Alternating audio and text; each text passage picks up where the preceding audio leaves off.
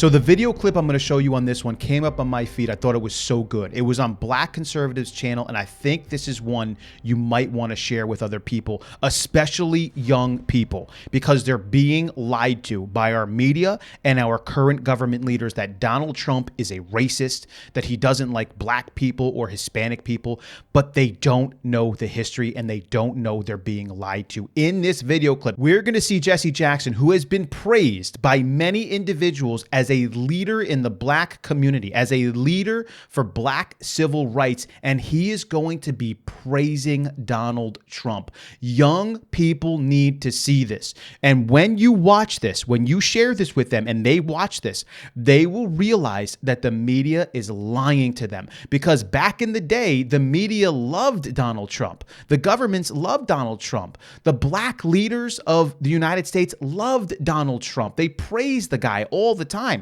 because he did so many different works and projects with them. He tried to help these communities out many times, as much as he possibly could. But once he became president and his conservative values just didn't align enough with the powers that be, they turned on him like rabid animals and then condemned him as a racist and a bigot and all the other things. So check out the video clip. I think it's so good. Here it is. I now want to bring forth a friend who has, well, he is deceptive in that his social style is of such. One can miss his seriousness, and his commitment for their success is beyond argument.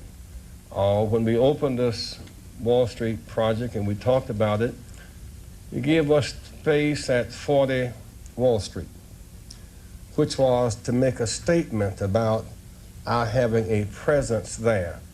Beyond that, in terms of reaching out and being inclusive, he's done that too. And created for many people a comfort zone when I ran for the presidency in 84 and 88. And many others thought it was either laughable or something to avoid. He came to our business meeting here in New York because he has this sense of the curious and a will to risk to make things better. And so aside from all of his style and his pizzazz, he's a serious person who is an effective builder of building for the builder of people. Last year he was a part of our workshop, of our panel workshop on what are the challenges and opportunities. And so this, a year later, Donald Trump, for a few minutes, challenges and opportunities to embrace the underserved communities. Donald Trump.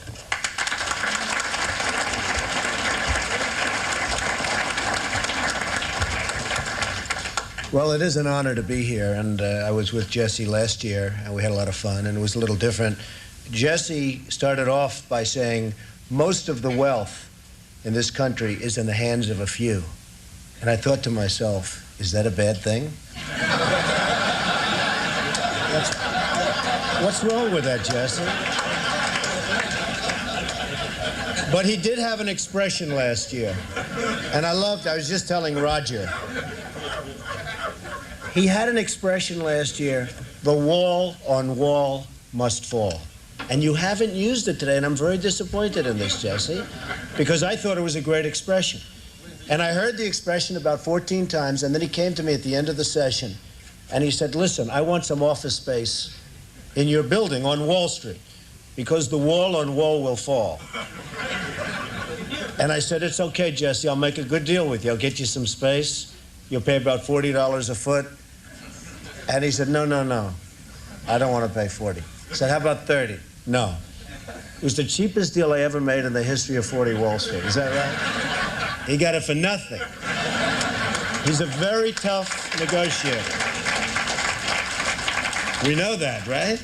Nah, he's a terrific guy. We love him, and I'm here for him. And the snow came, and I said, gee, nobody's going to show up, and look at this place, it's packed. Well, I'll just say a few words. I mean, Wall Street and New York City and this whole region is doing unbelievably well. I'm building a job on the West Side, which is the largest job ever approved by the New York City Planning Commission. You see it going up along the West Side Highway. It's almost 10 million square feet. It's 18 buildings, and it's really going to be something. I will tell you, a large percentage of the people, and especially in construction, that are building these great jobs are black and minorities, and I'm very proud of it. We have close to 25%, and I think the number's going up, and they do a great job. There are no better builders than we have in New York, and a big percentage of that is black and minority folks. So I just want to thank everybody in the room for being here. I look forward to some questions. And then I don't know how we're ever going to leave this building today, because if you look outside, it is terrible. But we'll figure a way. There's always a way. And thank you, Jesse, and congratulations.